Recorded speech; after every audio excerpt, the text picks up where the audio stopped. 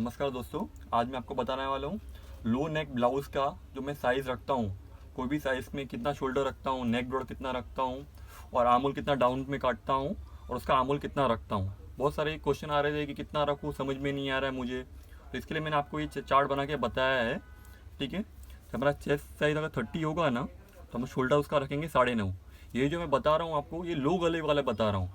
जो जो आर्महोल जो डाउन होगा ना, उससे आर्महोल से हमारा नेक जो होगा बैक लो, बैक जो होगा वो आर्महोल डाउन से लो होगा, तो ये रूल इस्तेमाल करना। अगर आपका बंद गला होगा तो आपने जितना मेजरमेंट जो लिया हुआ है ना, आप उतना ही मेजरमेंट रखना, नहीं तो आपका साइज़ का प्रॉब्लम हो जाएगा। ये पूरा जो चार्ट है वो बैक गला पूरा लो होगा, कम से कम 9.5 या 10 इंच कम से कम बैक का गला लो होना चाहिए। तो मेरे साइज़ चार्ट का ये फॉर्मूला इस्तेमाल में करना। देखो, अगर मैं चेस्ट 30 लेता हूँ ना, ये चेस्ट 30 का साइज़ है, उसका शोल्डर जो रखता हूँ मैं 9.5 रखता हूँ। उसका जो नेक ब्रॉड रखूँगा, जो बीच का जो हिस्सा जो काटते हैं ना, वो रखता हूँ मैं 2.5 इंच का रखता हूँ। आर्महोल डाउन पे काटता हूँ मैं 5 इंच पे काटता हूँ।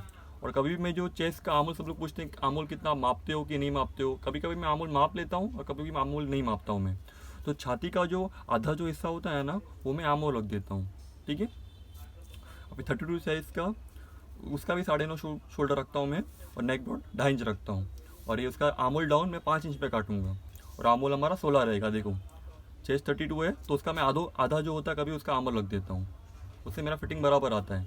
आर्महोल बोलेगा तो मैं, हमारा आगे का जो हाला कटेगा और बैक का जो आर्महोल होगा, वो टोटल आर्महोल 16 होना चाहिए। ऐसा नहीं आप पीछे 8 काटेंगे और वो तो आपका आर्महोल 17 हो जाएगा, ऐसा मत करना।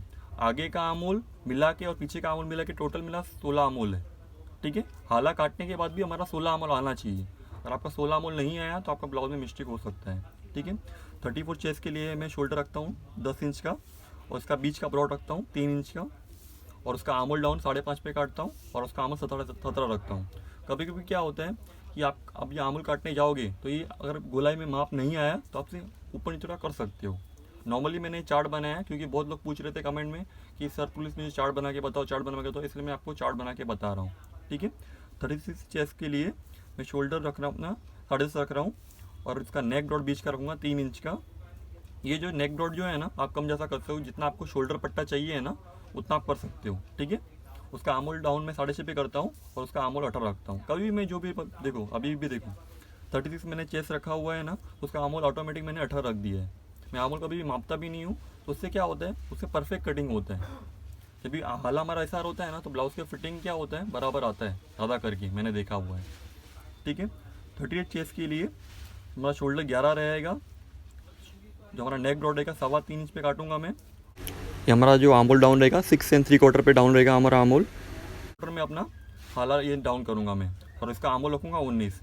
40 का छाती रहेगा, 11.5 का शोल्डर रहेगा, 3.25 का शोल्डर, 3.25 इंच ब्रॉड पे काटूंगा मैं, और 6 एंड 3/4 पे अपना जो आर्महोल काटने वाला हूँ, और हमारा आर्महोल जो है 20 आना चाहिए। ठीक है, ये पूरा देखो 42 का मैं चेस्ट साइज काटूंगा, तो उसका शोल्डर जो 11.5 काटूंगा। और ये तीन जो हिस्से हैं ना यहाँ पे, 40, 42, 44, 46, उसका शोल्डर जो है ना, ये देखिए,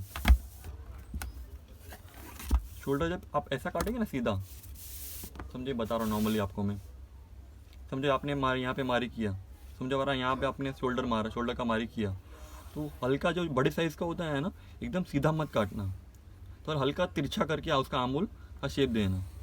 ठीक है, उससे क्या होगा कि आपका फिटिंग बराबर आएगा, क्योंकि मोटे लोग जो होते हैं ना, उसके लिए शोल्डर को क्रॉस करना पड़ता है।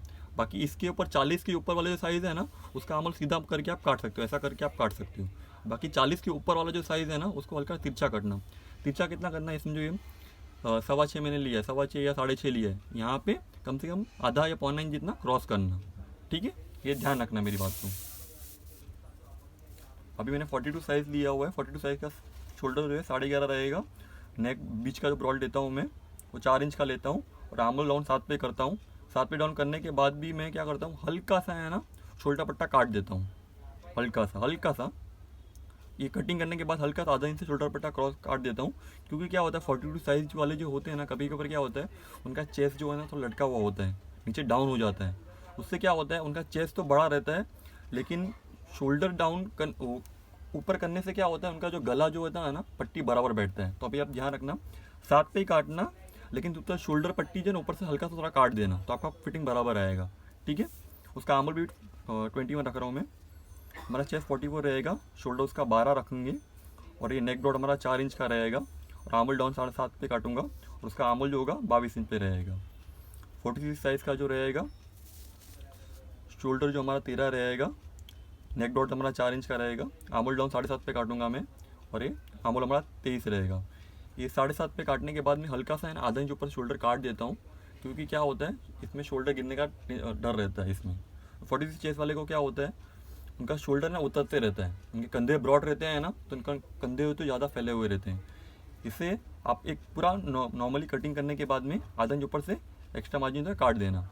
ये हमारा 23 पे ही काटना आप लोग, लेकिन बाद में उसको 22 हो जाएगा ऑटोमेटिक, वो ऊपर थोड़ा आधा इंच आप काट देना शोल्डर, ठीक है।